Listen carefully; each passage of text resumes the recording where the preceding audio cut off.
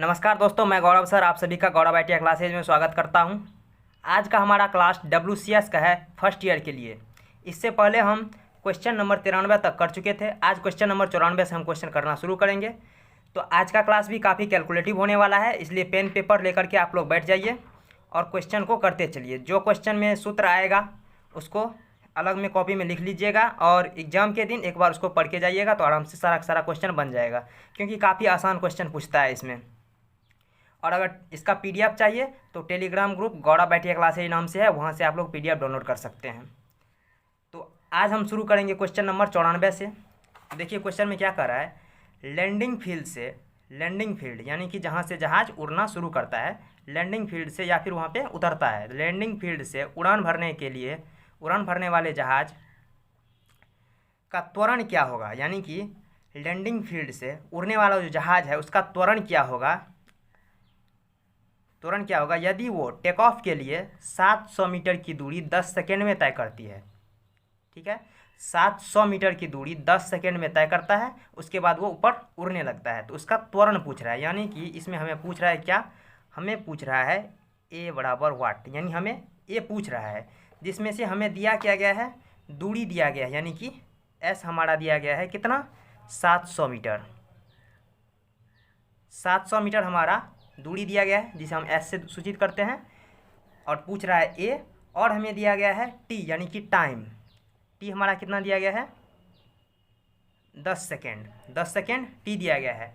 और हमें दिया गया है यू, यानी कि हमें प्रारंभिक वेग तो दिया गया है, क्योंकि कोई भी जहाज़ जब चलेगा उसके बाद उड़ना शुरू करेगा तो चलेगा तो पहले तो उसका प्रारंभिक जो वेग होगा यू होगा वो तो जीरो होगा, उसके बाद वो कितनों भी स्पीड से चले उससे हमें कोई मतलब नहीं है। यानी कि ये देखिए 700 मीटर की दूरी 10 सेकेंड में तय कर लेता है, यानी 70 की स्पीड से चलेगा, लेकिन हमें उससे मतलब नहीं, हमें मतलब है जो शुरू कितना से करता है। तो शुरू का जो यू होगा वो जीरो होगा, यानी कि प्रारंभिक वेग हमारा जीरो होगा। तो इसमें लगने के लिए हमें सूत्र क्या था, हमें इसके लिए सूत्र था, बगल में लिख लेते हैं, इसके लिए हमारा सूत्र था S इक्वल टू, यानी कि हमें ए भी चाहिए एस भी चाहिए टी और यू, यानी कि जो सारा का सारा फॉर्मूला में ये सारा का सारा मान हो, यानी कि S equal to u t plus half a t square. ठीक है, ये एक सूत्र होता है जिस पे हम लगाएंगे, और इससे पहले जो 3 सूत्र इससे बताए थे उसको भी हम अभी लिख लेते हैं।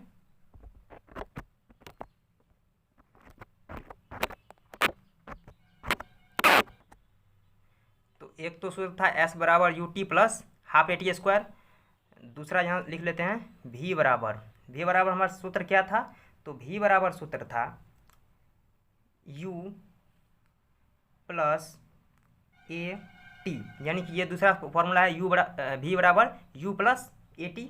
ठीक है, और तीसरा फॉर्मूला था हमारा V स्क्वायर वाला। ठीक है, तो V स्क्वायर वाला फॉर्मूला क्या होता है, V स्क्वायर वाला होता है U स्क्वायर प्लस 2AS, यानी कि ये 3 फार्मूला होता है।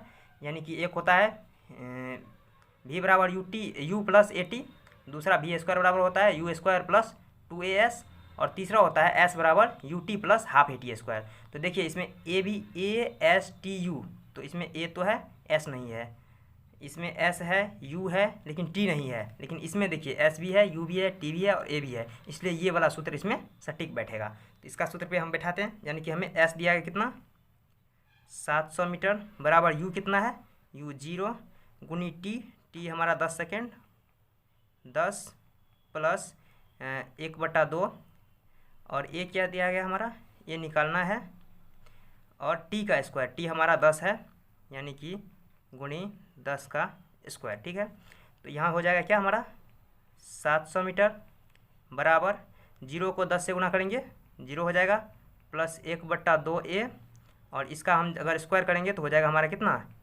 100। ठीक है, 2 0 से 2 0 घटा। ठीक है, इतना तक क्लियर है।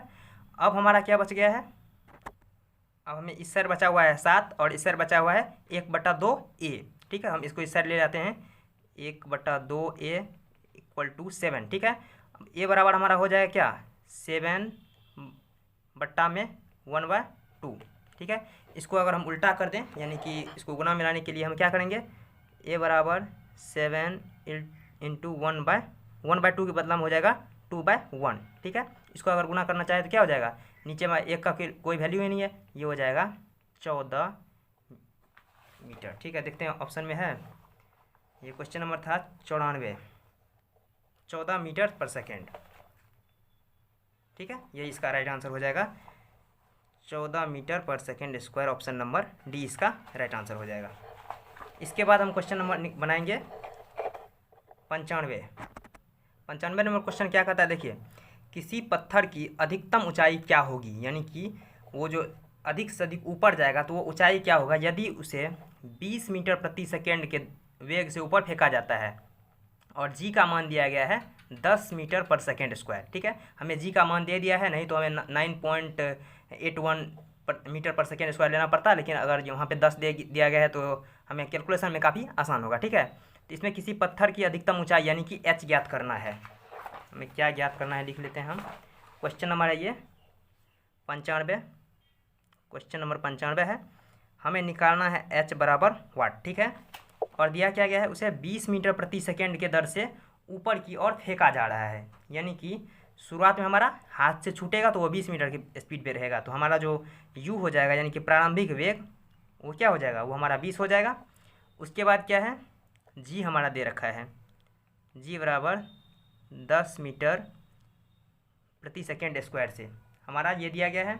और भी यानी कि भी होता है अंतिम वेग, तो अगर किसी बॉल को आप लोग उछालिएगा तो बॉल ऊपर जाएगा और एक ऐसा पॉइंट आएगा जहाँ पे बॉल रुक जाएगा, ठीक है, कुछ क्षण के लिए, यानी कि सेकेंडों को अगर तोड़ने के बाद जो कुछ भाग होता है उतना भाग तो ऊपर में थोड़ा देर के लिए रुकेगा, उसके बाद फिर नीचे आ जाएगा, यानी कि अपनी अधिकतम ऊंचाई यानी कि महत्तम ऊंचाई पे जाके वो कुछ समय के लिए रुकेगा, उसके बाद फिर नीचे आना शुरू हो जाएगा। तो भी जो है वहाँ पे अंतिम समय पे उसका वेग जो है वो 0 हो जाएगा, ठीक है। तो अब इसी में सूत्र, इससे पहले जो सूत्र हम लिखे थे ऊपर वाला देख लेते हैं। ये जो 3 सूत्र है इसी सूत्र में से किसी पे बैठाना है, लेकिन इसमें जी यहाँ पे देखिए इसमें दिया गया है एच, तो एच तो यहाँ कहीं नहीं है, तो एच हमारा क्या हो जाता है, जिस तरह से हमारा एस है, यानी कि अगर हम धरती पे चल रहे हैं तो हमारा दूरी एस होता है, लेकिन अगर वो ऊपर की तरफ चलने लगता है तो वो हो जाता है हमारा एच। तो इसमें हमें निकालना क्या है, हमें एच यू जी और भी सारा का सारा होना चाहिए, यानी कि एच की जगह पे एस भी चलेगा।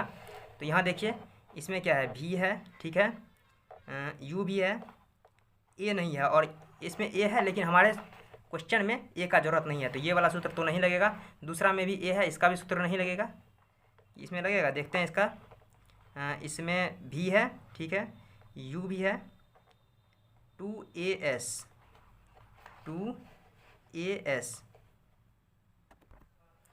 और यहाँ देखिए ये जो है वो क्या हो जाएगा, यानी कि ए हमारा एक्सेलरेशन है, यानी कि धरती पे एक्सेलरेशन, लेकिन अगर ये ऊपर की तरफ जाने लगेगा तो ये ए बन जाएगा जी, यानी कि इसको सूत्र को हम एक बार ऊपर जब जाने लगेगा, यानी कि धरती पे चलेगा तो यही सूत्र रहेगा, लेकिन अगर ऊपर नीचे अगर जाने लगे तो वो गुरुत्वाकर्षण के अंदर होता है, तो उसके लिए सूत्र का थोड़ा बदल जाता है। जैसे देखिए भी बराबर यू प्लस ए की जगह पे हो जाएगा जी और टी, ठीक है। उसके बाद दूसरा फॉर्मूला जो है भी स्क्वायर बराबर वो हो जाएगा यू स्क्वायर प्लस 2g, और एस की यानी एस दूरी है धरती पे और ऊपर जाने के बाद वो एच में बदल जाता है। और तीसरा फॉर्मूला क्या है, एस बराबर यू टी तो सब में रहेगा प्लस हाफ ए की जगह पे हो जाएगा क्या, जी टी स्क्वायर। तो अब इसमें हम खोज लेंगे तो आसानी से मिल जाएगा कि कौन सा फॉर्मूला हमें लगेगा, ठीक है।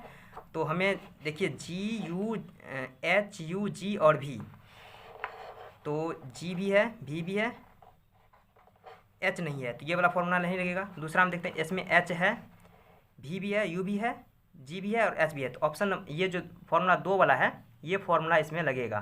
फॉर्मूला को हम यहाँ लिख लेते हैं, v square equal to u square plus 2gh, ठीक है, इस पर बैठा लेते हैं। तो भी हमारा क्या है 0, 0 का स्क्वायर 0 ही होगा, यू स्क्वायर, यू हमारा 20 है, ठीक है, तो 20 का स्क्वायर हम कर लेंगे, तो 20 का स्क्वायर कितना होता है 400, ठीक है, प्लस 2 जी कितना है, जी हमारा 10 दे रखा है गुणित 10, और हमारा हाइट हमें निकालना है, एच यहाँ पे हम छोड़ देते हैं। अब इसको क्या करना है, अब हम इसको कैलकुलेशन करते हैं। सॉरी, कैलकुलेशन करने से पहले यहाँ पे माइनस होगा, यानी कि यहाँ पे प्लस नहीं, यहाँ पे माइनस होगा। माइनस क्यों होगा? क्योंकि कोई भी वस्तु अगर ऊपर की तरफ जा रहा हो तो वो गुरुत्वाकर्षण के विरोध में जाता है, यानी कि अगर नीचे की तरफ आ रहा है धरती की तरफ तो गुरुत्वाकर्षण उसका बढ़ता जाता है, यानी कि धरती भी उसको खींच रहा है और ऊपर से भी बॉल नीचे की तरफ आ रहा है। लेकिन अगर धरती उसे खींच रहा है लेकिन बॉल ऊपर की तरफ जा रहा है, यानी कि विपरीत दिशा में अगर जाए, अगर ऊपर की दिशा में जाए तो हमेशा माइनस में रहता है, अगर नीचे की दिशा में आए तो हमेशा प्लस में होता है। यहाँ पे मिस्टेक से हम प्लस दे दिए थे, यहाँ पे माइनस हो जाएगा, यानी कि सूत्र में भी माइनस हो जाएगा अगर वो ऊपर की दिशा में जा रहा हो। यहाँ पे माइनस हो जाएगा, यहाँ पे माइनस हो जाएगा। अब देखिए यहाँ पे अगर 2 × 10 और h तो इसमें गुणा में है ही, अगर हम इसको इस साइड ले आते हैं तो यहाँ पे माइनस में है, हमारा इस साइड प्लस में आ जाएगा, यानी कि 10 दूनी 20h बराबर ये 400 का 400 यही रहेगा। ठीक है, 400 का 400 है और 2 दूनी 20 दूनी, यानी कि 10 दूना 20h और 400। अब हमारा h का वैल्यू निकालना है तो 400/20, इस जीरो से इस जीरो हटा दिए, फिर 2 से काटेंगे इसको 20 बार में, तो इसका राइट आंसर 20 आ जाएगा। देखते हैं ऑप्शन में कहीं है क्वेश्चन नंबर 95। क्वेश्चन नंबर 95 में 20 मीटर, ये 20 मीटर ऑप्शन नंबर बी में रहा, तो ये 20 मीटर इसका आंसर हो जाएगा। ठीक है, 20 मीटर। अगला क्वेश्चन क्या कहता है? एक इकाई समय में क्या होना चाहिए? हाँ, किया गया कार्य क्या होता है, यानी कि इकाई समय में किया गया कार्य क्या होगा, यानी कि एक समय को हम 1 सेकेंड के लिए करेंगे तो 1 सेकेंड में किया गया कार्य क्या होगा, या फिर इकाई समय में किया गया कार्य क्या होगा, या प्रति सेकेंड में किया गया कार्य क्या हुआ, बात एक ही होगा। ठीक है, तो इकाई समय में किया गया कार्य क्या होगा? देखिए ऑप्शन में है ऊर्जा, शक्ति, बल और त्वरण। तो आप लोग बताइए क्या होगा, बताइए। तो इसका राइट आंसर क्या होता है? इसका राइट आंसर होता है शक्ति, यानी कि इकाई समय में किया गया कार्य शक्ति होता है। लेकिन ये कैसे निकलता है तो इसको हम एक बार सॉल्व करके दिखा देते हैं ताकि आप लोग को याद भी रहे। कहीं अगर भूल गए इसका शक्ति होता है तो फिर तो वहाँ पे मामला फंस जाएगा। देखिए होता क्या है कि यहाँ पे आप लोग पढ़े होंगे P बराबर W/T, P equal to W/T, जहाँ P क्या है? शक्ति है। ठीक है, P पावर है यानी कि शक्ति है, W क्या है? कार्य है, और T क्या है? समय है। तो P बराबर होता है W/T, और क्या कर रहे हैं यहाँ पे कि इकाई समय में, तो P इक्वल टू W/इकाई समय, समय के इकाई के बदले में हम यहाँ पे 1 दे देते हैं। ठीक है, तो हम W/1 को कोई वैल्यू है ही नहीं, 1 नीचे में दे या फिर ना दे कोई वैल्यू नहीं होता उससे, यानी कि कोई फर्क नहीं पड़ता। तो P बराबर हो जाता है हमारा W, यानी कि पावर इक्वल टू, यानी पावर जो हमारा शक्ति है, शक्ति हमारा कार्य के बराबर हो जाती है, यानी शक्ति और कार्य दोनों इक्वल हो जाता है। तो यहाँ पे वही क्वेश्चन में कह रहा है कि इकाई समय में किया गया कार्य, यानी कि कार्य क्या कहलाता है? तो ये वही कार्य शक्ति कहलाता है। तो इसका right answer option number B हो जाएगा। नेक्स्ट क्वेश्चन कह रहा है किसी वस्तु की कार्य करने की क्षमता को क्या कहते हैं? यानी कोई वस्तु जो कार्य करता है उसकी क्षमता को क्या कहते हैं? तो किसी कार्य करने की क्षमता को हम ऊर्जा यानी कि एनर्जी कहते हैं। यानी किसी वस्तु के कार्य करने की क्षमता को हम क्या कहते हैं? ऊर्जा कहते हैं, यानी एनर्जी कहते हैं। यानी कि आप लोग वैसे भी सोच सकते हैं कि जिसके पास ज़्यादा एनर्जी रहेगा वो अधिक कार्य करेगा, तो कार्य करने की क्षमता को हम ऊर्जा कहते हैं। ठीक है, अगला क्वेश्चन देखते हैं। इसमें तो कुछ बनाने वाला जो बात नहीं है। अगला है शक्ति आउटपुट और शक्ति इनपुट का अनुपात क्या होता है? यानी कि जितना शक्ति दे रहे हैं और उससे जो हमें शक्ति प्राप्त हो रहा है उसका अनुपात को हम क्या कहते हैं? तो उसे हम कहते हैं दक्षता, यानी कि इफिशियंसी। यानी कि हम किसी भी मशीन में या फिर किसी भी मनुष्य में कितना पावर दे रहे हैं और हमें वो कितना दे रहा है, तो उसके अनुपात को यानी कि आउटपुट बटा इनपुट को हम दक्षता यानी कि इफिशियंसी कहते हैं, वो कितना काम कर रहा है। इसको लिखते हैं। जैसे क्वेश्चन नंबर क्या है? क्वेश्चन नंबर है 98। क्वेश्चन नंबर 98 है पावर आउटपुट बटा पावर इनपुट। पावर आउटपुट बटा पावर इनपुट बराबर होता है क्या?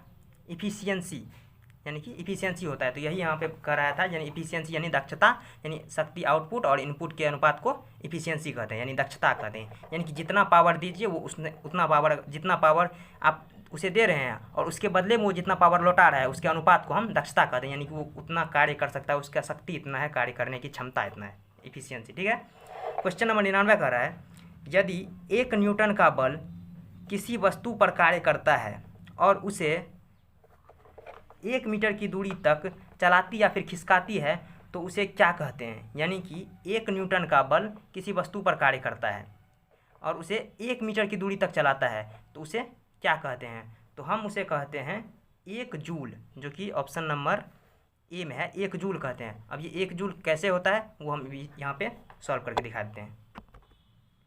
तो इसमें हमें दिया गया है 1 न्यूटन बल, जिसे एफ से सूचित करते हैं, और उसे खिसका रहा है 1 मीटर की दूरी। यानी कि यहाँ पे देख सकते हैं कि 1 न्यूटन हमें बल दिया है, कितना, 1 न्यूटन, और 1 न्यूटन हमें बल दिया गया है और उसको खिसका कितना रहा है, 1 मीटर की दूरी तक उसको खिसका रहा है। यानी कि हमें बल जिसकी एफ से सूचित करते हैं और दूरी जिसे हम एस से सूचित करते हैं। यानी कि एफ हमें एक दे रखा है जो कि बल है, और उसके बाद क्या एस हमें दे रखा है वो भी 1 मीटर का, जो कि ये दूरी है। बल और दूरी दिया है, यानी कि 1 न्यूटन बल गुनी 1 मीटर दूरी। तो 1 न्यूटन, 1 और 1 को गुना करते हैं 1 हो जाएगा और न्यूटन मीटर हो जाएगा। और न्यूटन मीटर को ही हम क्या कहते हैं, न्यूटन मीटर की जगह पे हम जूल का प्रयोग करते हैं। ठीक है, न्यूटन मीटर की जगह पे हम जूल का प्रयोग करते हैं, तो यही होगा जूल। यानी कि यहाँ पे ऑप्शन नंबर देख रहे हैं 1 जूल, यानी कि 1 न्यूटन बल और 1 मीटर अगर खिसकाए तो हमारा 1 जूल होता है। ठीक है, इसलिए ऑप्शन नंबर ए उसका हो जाएगा। अगला है जूल, 1 जूल के कितने अर्घ होते हैं। यानी कि 1 जूल में कितने अर्घ होते हैं, तो ये हो जाएगा, इसमें ऑप्शन में देखिए यहाँ पे इस तरह से नहीं देना चाहिए, यहाँ देना चाहिए 100 यानी 10 पे पावर 7, इस तरह से, यानी कि ऊपर में पावर होगा इस तरह से। यहाँ पे जो पावर 10 पे पावर 3, 10 पे पावर 5, 10 पे पावर 7 और 10 पे पावर 9 होना चाहिए था। ठीक है, 7 लिख दिया, 107, 105 करके। इसका राइट आंसर हो जाएगा ऑप्शन नंबर सी, 10 पे पावर 7 अर्घ होता है 1 जूल के बराबर। ठीक है, 1 जूल बराबर 10 पे पावर 7 अर्घ। अगला क्वेश्चन क्या है, अगला क्वेश्चन 101 नंबर का रहा है 1 किलोग्राम में कितने न्यूटन होते हैं। यानी कि 1 किलोग्राम में कितने न्यूटन होते हैं, तो इसका राइट आंसर हो जाएगा 9.8, कहीं हाँ, इसमें 9.81 न्यूटन होता है। अगर इसके देखिए 1 kg इक्वल टू 9.81 न्यूटन। ठीक है, और अगर इसका बात करें जी गुरुत्वाकर्षण का मान, तो वो 9.81 मीटर पर सेकेंड स्क्वायर होता है। यानी कि इसमें कंफ्यूज नहीं होता, दोनों का मान एक ही होता है। एक होता है क्या, न्यूटन, यानी कि 9.81 न्यूटन, और दूसरा अगर गुरुत्वाकर्षण की बात करें तो वो होता है न्यूटन मीटर स्क्वायर, यहाँ मीटर स्क्वायर, यानी कि 9.81 मीटर स्क्वायर। तो अगर जी का भी मान करें या फिर 1 किलोग्राम का बात करें तो दोनों में न्यूटन में जो है वो 9.81 ही होता है। ठीक है, अगला क्वेश्चन देखते हैं 102 नंबर क्या करता है।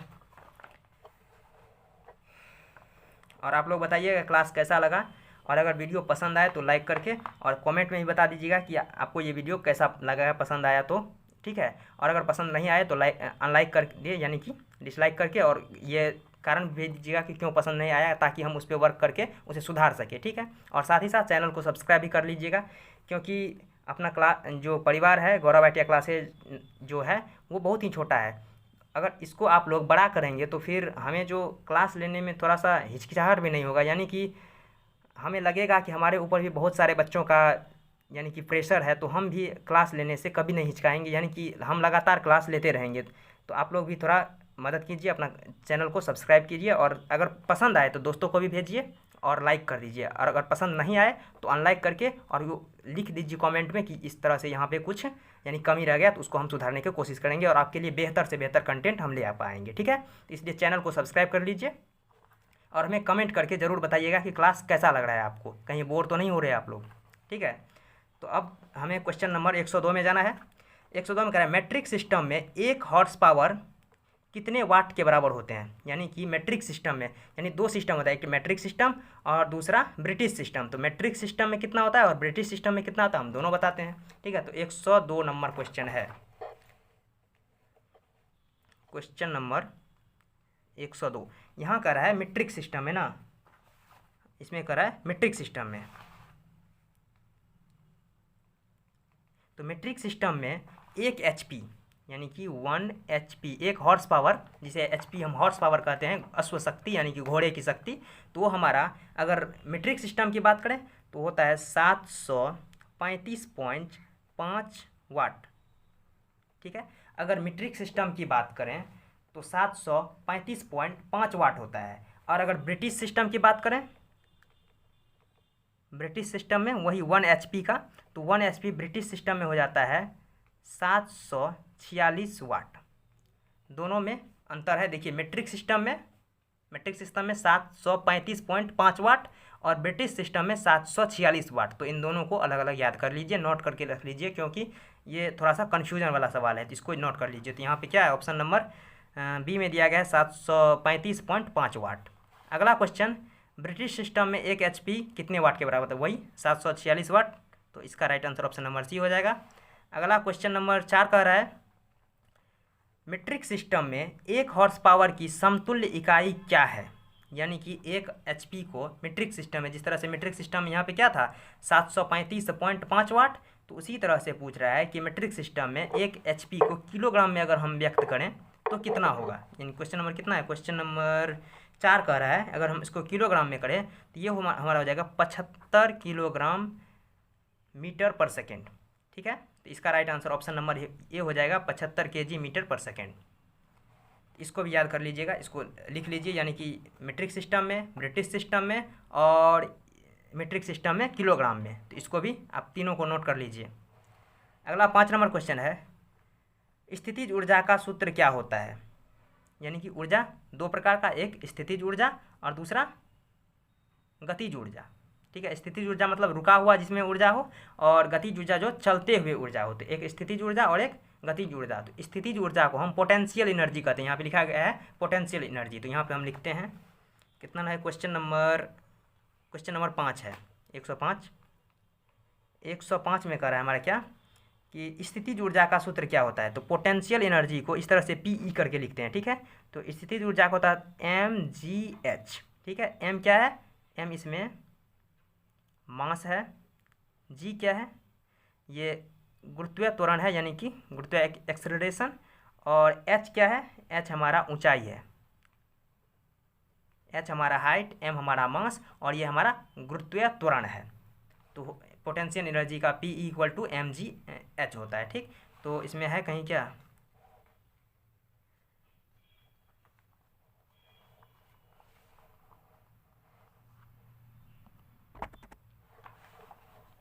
mgh।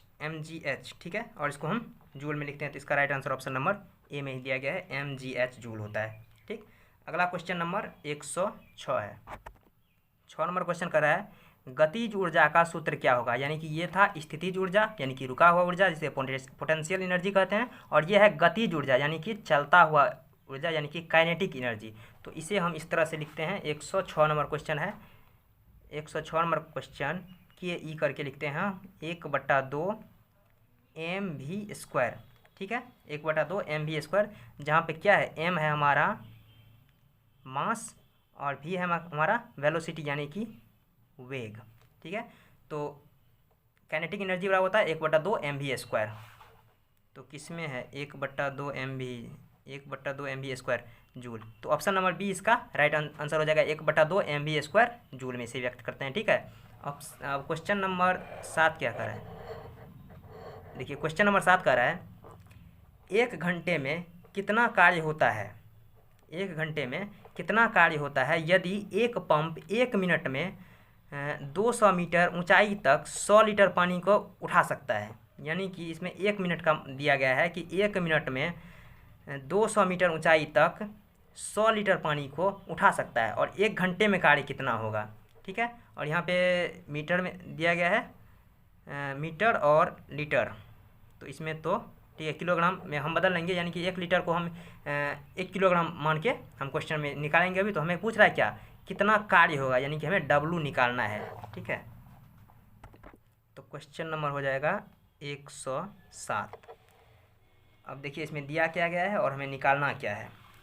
तो इसमें दिया गया है हमें 200 मीटर की ऊंचाई, यानी कि h हमारा दिया गया है 200 मीटर, और यहाँ पे दिया गया है द्रव्यमान यानी कि 100 लीटर पानी को उछाल रहे हैं, यानी कि m हमारा मास दिया गया है कितना 100 लीटर, तो हमारा m दिया गया है कितना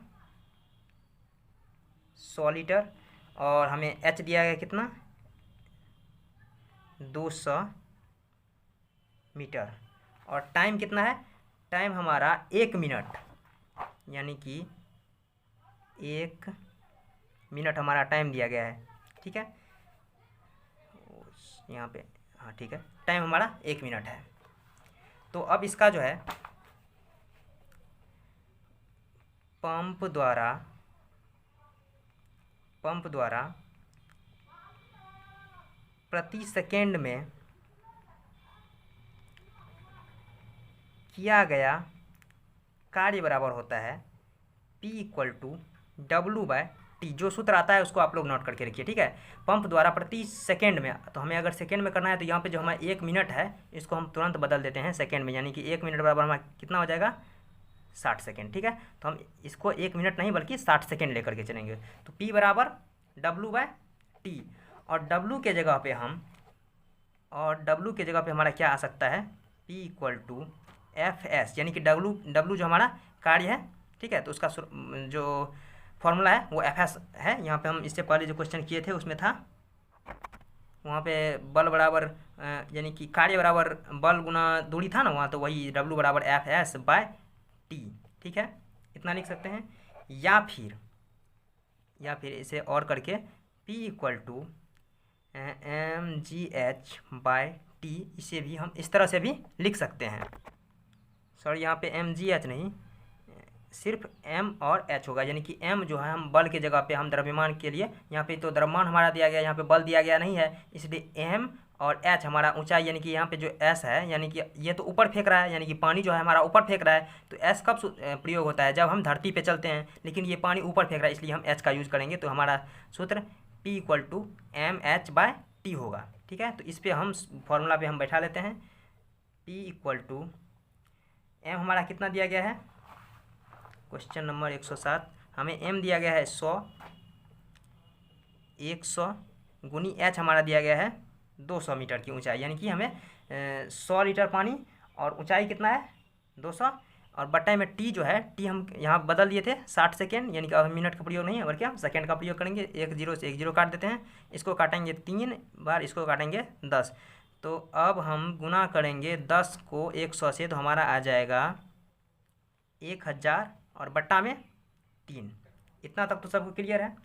अब ये कार्य कितना में हो रहा है, यानी कि 1 सेकेंड में हमारा ये सारा का सारा कार्य हो रहा है, यानी कि 1 सेकेंड = इतना, यानी कि 10/1000/3, यानी कि 1 सेकेंड में इतना कार्य हो रहा है। हमें निकालना कितना देर का है, यहाँ पे देखिए हमें कह रहा है 1 घंटे में कितना कार्य होगा, यानी कि हमें पूरा 1 घंटा का निकालना है। तो 1 घंटा में कितना सेकेंड, 1 घंटा में हमारा होता है 3600 सेकेंड। ठीक है, तो हमें यानी कि कितना घंटा का बात कर रहा है, तो 3600 से हम निकालेंगे। तो यहाँ पे देखिए, तो 1 सेकेंड बराबर 1000/3, तो 3600 सेकेंड बराबर 1000/3 गुणी 3600। ठीक है, अब इसको हम काटते हैं, फिर हमारा आंसर इसके बाद फाइनल हो जाएगा। तो देखिए 3 से अगर काटे तो 12 तिया 36 00। अब हम इसको गुना करते हैं, तो इसको 12 को 1 से गुना, यानी कि इसका 2 0 और इसका 3 0, 3 2 5 0, तो हमारा 3600 सेकेंड बराबर कितना आ जाएगा, यानी कि 1 घंटा का या 3600 सेकेंड के बाद एक ही हुआ। ठीक है, 1 घंटा या फिर 3600 सेकेंड बाद एक ही हुआ। यहाँ पे हमारा 12 और 3 0, इसका 2 0, इसका 5 0, 1 2 3 4 5 0, 11 11,000 10,000। ठीक है, इतना हो गया। अब हम इसको तो यही हमारा राइट आंसर हो जाएगा, यानी कि 1 घंटा का तो हमारा निकल गया। देखते हैं हम, आंसर है इसका 107। 107 में कहीं भी उस तरह से नहीं है। ठीक है, तो हम इसको पावर में लिखते हैं। तो पावर में कैसे लिखते हैं कि 1 घंटा तो रहेगा ही, 12 गुना 10 पे पावर जितना जीरो है, 1 2 3 4 5 जीरो है, 10 पे पावर 5, और ये हमारा हो जाएगा किलोग्राम में। ठीक है, तो देखिए अब हमारा मिल जाएगा। कहीं पे है 12 गुनी 10 पर पावर 5 किलोग्राम। 12 गुनी, यहाँ पे देखिए पावर ऊपर की तरफ लिखना चाहिए, ये नीचे में लिख दिया है, बगल में लिख दिया है, तो ये 106 107 लगता है। तो यहाँ पे है 12 गुना 100, यानी 12 गुना 10 पे पावर 5 kg। ये इसका ऑप्शन नंबर बी इसका राइट आंसर हो जाएगा। ठीक है, यहाँ पे देख लीजिए 12 गुना 10 पे पावर 5 किलोग्राम। अगर एक बार में समझ ना आए तो वीडियो को पीछे करके पॉज करके आप लोग देख लीजिएगा। ठीक है। अगला क्वेश्चन तरफ चलते हैं। अगला हमारा क्वेश्चन कह रहा है, क्वेश्चन नंबर 8, यदि 250 न्यूटन बल के किसी वस्तु पर कार्य करता है, यानी कि 250 न्यूटन का बल किसी वस्तु पर कार्य करता है, तो वस्तु 15 मीटर की दूरी तक चलती है, तो कितना कार्य होता है। यानी कि इसमें W यानी कि कार्य पूछा गया है, और हमें दिया क्या गया, हमें दिया गया है बल 250, और हमें दिया गया है दूरी यानी कि S 15 मीटर। ठीक है, तो हम इसको निकालते हैं। क्वेश्चन नंबर है 108, क्वेश्चन नंबर 108। तो हमें यहाँ पे दिया गया है क्या, F यानी फोर्स। F हमें दिया गया है कितना, 250 न्यूटन। ठीक है, उसके बाद हमें दिया गया है S यानी कि दूरी। S हमारा दिया गया है 15 मीटर। यहाँ पे देख लीजिए जो बल है वो 250 और 250 न्यूटन में, और वस्तु का जो मीटर में दिया गया है दूरी 15 मीटर। तो हमें पूछ रहा है कार्य यानी कि W। तो W बराबर होता है F इंटू एस। ठीक है, W बराबर होता है क्या, F इंटू एस। तो हम इस पर बैठा लेते हैं, W बराबर F कितना दिया गया है, 250 गुनी S कितना है, 15। ठीक है, अब इसको हम गुना कर लेंगे। W बराबर 15 को इससे अगर गुना कीजिएगा तो 15 के 0 से 0, 15 पचे 75 का 5 हासिल 7, और 15 दूनी 30, 7 37, इतना हमारा आ जाएगा 3750। और ये न्यूटन में था और ये मीटर में था, तो यहाँ पर हो जाएगा न्यूटन मीटर। और आप सभी जानते हैं कि न्यूटन मीटर की जगह पे हम जूल का प्रयोग करते हैं। ठीक है, तो W बराबर हो जाएगा 3750 जूल, जो कि ऑप्शन नंबर में दिख रहा होगा, देखते हैं 3750 जूल, जो कि ऑप्शन नंबर डी में बहुत सुंदर से दिख रहा है। ठीक है, अब क्वेश्चन नंबर चलते हैं 9 की तरफ। यदि 250 किलोग्राम द्रव्यमान की एक वस्तु 30 मीटर की ऊंचाई पर हो तो स्थितिज ऊर्जा कितनी होगी। इसे तो हम सूत्र निकाले थे, अब सूत्र पे बैठा के हम इसका काम कर लेंगे। यानी कि स्थितिज ऊर्जा यहाँ पे कहीं पर रखा हुआ है, यानी कि 250 किलोग्राम का द्रव्यमान 30 मीटर ऊंची कहीं पे रखा हुआ है, तो उसको स्थितिज ऊर्जा पूछ रहा है। ठीक है, तो इसमें से जो है हमारा दिया गया हम उसको लिख लेते हैं। क्वेश्चन नंबर कितना है, 109। क्वेश्चन नंबर 109 में हमें दे रखा है कि द्रव्यमान दिया गया है कितना, 250, और हमें दिया गया है वस्तु की ऊंचाई यानी कि H दिया गया है हमारा 30 मीटर। M हमारा दिया गया है 250 kg, और H दिया गया है कितना, 30 मीटर। ठीक है, M और H। और पोटेंशियल एनर्जी यानी कि इसका फॉर्मूला होता है P इक्वल टू होता है क्या, mgh। ठीक है, तो P equal to mgh। M हमारा कितना है 250 गुना G हमारा नहीं दिया गया है, तो G का मान हम 9.81 ले लेते हैं, और H क्या है हमारा 30। ठीक है, अब इसको हम गुना करेंगे। तो अगर हम गुना करें पोटेंशियल एनर्जी, तो देखिए 0 के बाद यानी कि दशमलव के बाद यहाँ पे 2 अंक है, तो 1 0 इसका खा जाते, 1 0 इसका खा जाते, बचा क्या हमें 25 गुना 3 गुना 981। तो अब इसको गुना करेंगे 25 तिया 75 गुना 981। अब इसको हमें गुना करना है। ठीक है, तो अब गुना करने में हम यहाँ पे समय नहीं लेंगे, हम इसको कितना बार कर चुके हैं तो हमें इसका याद हो गया है गुना। यानी कि पोटेंशियल एनर्जी यानी कि 981 को अगर हम 75 से गुना करेंगे तो ये हमारा आ जाएगा 73,575। ठीक है, यानी कि 73575, हाँ यही इसका आ जाएगा। इतना जूल हमारा हो गया। तो ऑप्शन में 109 में कहीं तो ऐसा ऑप्शन नहीं है, तो अब हमें इसको किलो जूल में बदलना पड़ेगा। यानी कि सिंपल जूल हमारे पास है, अब हम उसको किलो जूल में बदलेंगे तो हमें एक यानी कि 1 किलो जूल बराबर 1000 जूल होता है। जिस तरह से 1 किलोग्राम बराबर 1000 ग्राम, उसी तरह से 1 किलो जूल बराबर 1000 जूल। तो हम इसको बदल लेंगे 1 kilo joule 1 kg, 1 kilo joule बराबर होता है 1000 जूल, ठीक है। और या फिर 1 जूल बराबर 1/1000 किलो जूल। इसलिए 73575 जूल बराबर क्या हो जाएगा, 1/1000 गुनी जितना जूल हमें चाहिए, ये इसको गुना कर देंगे 73575, ठीक है। अब देखिए यहाँ पे क्या है, या फिर इसको हम डायरेक्ट यहाँ से अगर 1000 से यहाँ पे एक तरह से भागा ही देना हुआ तो 1 2 3 अंक बाद 1 2 3 अंक बाद हम दशमलव लगा देंगे। तो दशमलव लगाने के बाद हमारा क्या हो जाएगा 73.575। तो इसमें देखते हैं कहीं है 73.57, यानी कि 2 अंक तक ही लिया तो ऑप्शन नंबर बी हो जाएगा, यानी कि 73.57। यहीं तक ऑप्शन इसका आंसर में लिया है 73.57, जो कि ऑप्शन नंबर बी में दिख रहा है 73.57, ठीक है।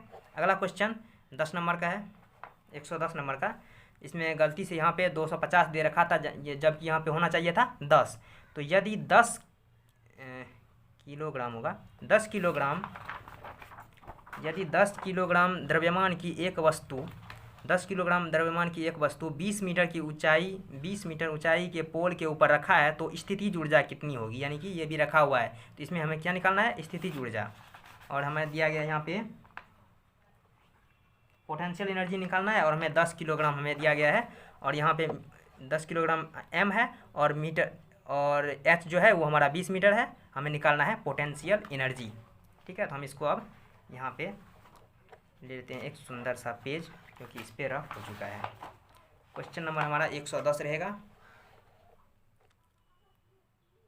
क्वेश्चन नंबर 110 में देखिए हम क्या क्या दिया गया है, उस सबको हम ले लेते हैं। हमें m दिया गया है 10 kg और h दिया गया है 20 मीटर।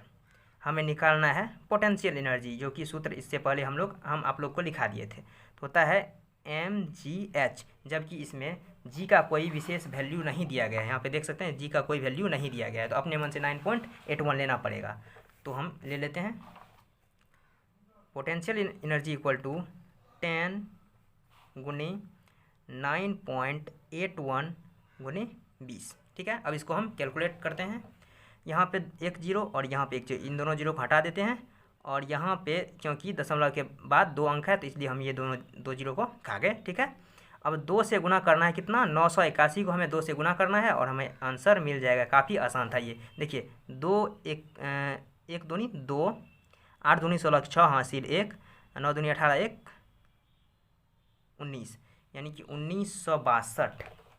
किसी में तो हो जा 1962, हाँ ये रहा 1962 जूल। तो इसमें हम लगा देते हैं जूल, ठीक है। ये इसका राइट आंसर हो जाएगा। अब क्वेश्चन नंबर 11 देखते हैं क्या कर रहा है। क्वेश्चन नंबर 11 कर रहा है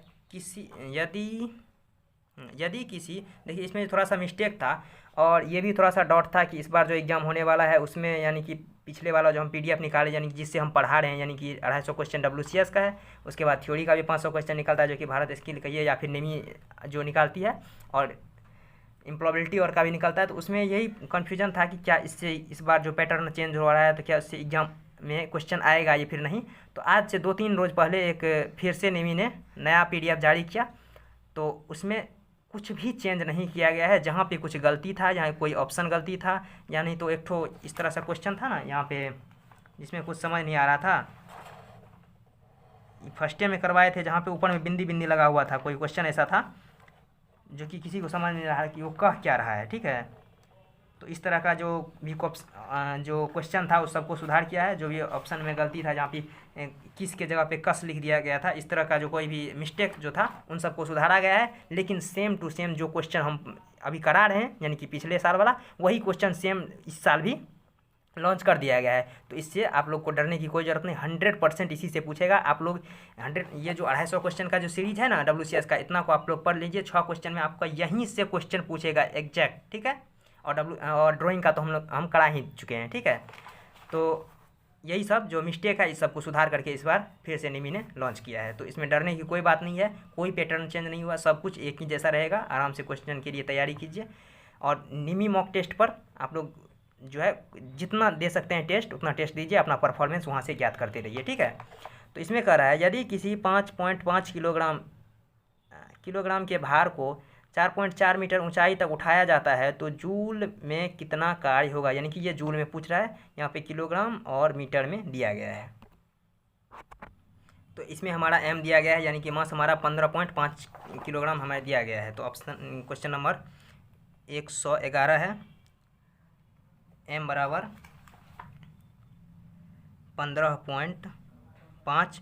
उसके बाद हमें दिया गया है h, ऊंचाई 4.4 हमें दिया गया है और हमें निकालना है, आप W कहिए या फिर इसमें पोटेंशियल एनर्जी वाला भी सूत्र आप निकाल सकते हैं। तो हम इसको पोटेंशियल एनर्जी वाला सूत्र से ही निकालते हैं, यानी P = mgh से निकाल लेते हैं, ठीक है। इससे आसान होगा, यानी कि W से फिर हमको इसमें चेंज करना पड़ेगा, यानी कि FS को फिर mgh में, इसलिए हम यहाँ पे इसे डायरेक्ट बना रहे हैं। तो P बराबर m हमें दिया गया है 15.5 गुना g, हमें इसमें कोई अलग से मान नहीं दे रखा है तो वहाँ पे हम 9.81 ही लेंगे, ठीक है। इसके बाद हमें दिया गया है कितना, h हमारा 4.4 दिया गया है। अब इसको हम कैलकुलेट करना है हमें, यानी कि सब में दशमलव है और इस सब को गुना करना है, PE = तो हम गुना करने में समय ख़राब नहीं करेंगे, आप लोग खुद से गुना करिए। और हम इसको कितना बार कर चुके हैं, तो इसका जो गुना करने के बाद, यानी कि गुना करने के बाद जो भी आएगा तो एक अंक दशमलव इधर है, 2 अंक 1 2 3 और 1, यानी कि 4 अंक पीछे से दशमलव लग जाएगा। तो इसको गुना करने के बाद आता है, इसके गुना करने के बाद आता है 66904 और क्या आता है 20, ठीक है। यहाँ 6690420, हाँ यही आता था। और हमें निकालना 1 2 3 और 4 अंक पीछे से दशमलव लगाना है, 1 2 3 1 2 3 4 अंक दशमलव पीछे से लगाना है, यानी कि 669। तो ऑप्शन में देखते हैं 11 नंबर का, इसमें पॉइंट के बाद कोई अंक का वैल्यू नहीं दिया गया, 669 किस में है, ऑप्शन नंबर डी में दिया गया है। तो इसका right answer option number D हो जाएगा। अब अगला क्वेश्चन क्या है, एक 5 ग्राम द्रव्यमान की बुलेट जो कि 500 मीटर प्रति सेकेंड की स्पीड से चलती है तो गतिज ऊर्जा क्या होगा, यानी कि इसे पूछ रहा है, काइनेटिक एनर्जी पूछ रहा है। तो हमें दिया क्या, द्रव्यमान दिया गया है और वेग दिया गया है, यानी कि 500 मीटर प्रति सेकेंड से। तो हम इसको यहाँ पे लिख लेते हैं। 112 नंबर क्वेश्चन, हमें द्रव्यमान दिया गया है 5 ग्राम और हमें वेग दिया गया है, वेग दिया गया कितना, 500 मीटर पर सेकेंड, ठीक है। हमें निकालना है क्या, काइनेटिक एनर्जी। काइनेटिक एनर्जी बराबर सूत्र होता है 1/2 mv², ठीक है। तो काइनेटिक एनर्जी = 1/2 m क्या है हमारा, m5 × v क्या है हमारा 500 और इसका हो जाएगा स्क्वायर, ठीक है। लेकिन ये हमारा होता है यानी कि केजी में, लेकिन यहाँ पे हमारा ग्राम में है, इसको हमें केजी में बदलना चाहिए था। तो कोई बात नहीं, यहाँ पे हम चेंज कर देते हैं, यानी कि 1 kg बराबर 1000 ग्राम, ठीक है। 1 ग्राम = 1/1000 kg, इस तरह से हम बदल सकते हैं, ठीक है। तो अगर 5 ग्राम पूछ रहा है, 5 ग्राम बराबर क्या हो जाएगा, 1/1000 गुणी 5। तो हमें इसको इस तरह से, यानी इसको हम गुना करेंगे या फिर डायरेक्ट भी कर सकते हैं कि 5/1000। तो हमें यहाँ पे 5/1000 देना था, ठीक है। अब हमारा बिल्कुल सही हो गया। इस तरह से हम अब इसको सॉल्व करते हैं।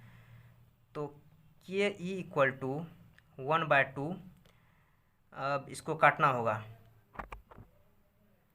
गुनी 5/1000 गुना, देखिए अब 500 का स्क्वायर कीजिएगा तो 5 25, ठीक है। और 00 का उसका डबल हो जाएगा, यानी कि 40, ठीक है। अब 30 से 30 इसका चला जाएगा, बचा क्या 250 और यहाँ पे 2 है, 2 से इसको एक बार 2 से जाएगा, यानी कि 125 और 125 को हमें गुना करना है 5 से। तो 125 को अगर 5 से गुना कीजिएगा तो ये 625 हो जाएगा।